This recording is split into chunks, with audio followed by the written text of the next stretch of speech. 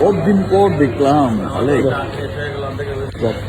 শাকিব খান কত বড় মনের মানুষ আপনারা তো দেখতে পারলেন। শত্রুকেও শাকিব খান কাছে টেনে নেয়। আলেকজান্ডার ব্রো শাকিব খানকে নিয়ে কোনো কথা ভালো বলে নাই, শুধু নেগেটিভ ধরনের কথাবার্তা।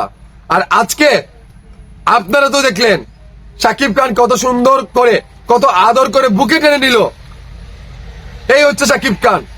আরে বেটা আলেকজান্ডার, অশ্লীল সিনেমা দিয়ে ইন্ডাস্ট্রির 12টা বাজাইয়া ইন্ডাস্ট্রিকে আরো অ্যাকশন নায়ক দাবি করে। অ্যাকশন নায়ক কিভাবে হয় রে ভাই? এইরকম আয়ারে ওই রকম অ্যাকশন নায়ক ফালতু মে। ইন্ডাস্ট্রি টিকে আছে এখন শাকিব খানের জন্য। শাকিব খান ইন্ডাস্ট্রিকে ধ্বংস করে নাই, শাকিব খান ইন্ডাস্ট্রিকে এগিয়ে নিয়ে যাচ্ছে। তোদের কয়টি সিনেমা বিশ্বব্যাপী সিনেমা রিলিজ হয়েছিল, বিশ্বজুড়ে রিলিজ হয়েছিল? কয়টি সিনেমা? একটিও না। বুকে হাত দিয়ে বলতে পারবে না বিশ্বজুড়ে একটি সিনেমা রিলিজ দিতে পেরেছ। শাকিব খান করে দেখাচ্ছে, শাকিব খান করে দেখাচ্ছে বলিউডের নায়িকার সাথে সিনেমা।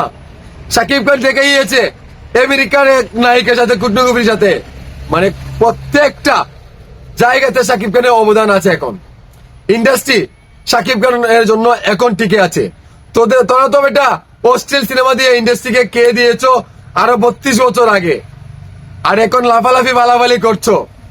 যাই বলো না কেন মামা, তোমাকে মলম লাগাতে আসছিলাম, কিন্তু মলমটা লাগাতেও পারছি না, কারণ বিবেকে একটা বাধা দেয়।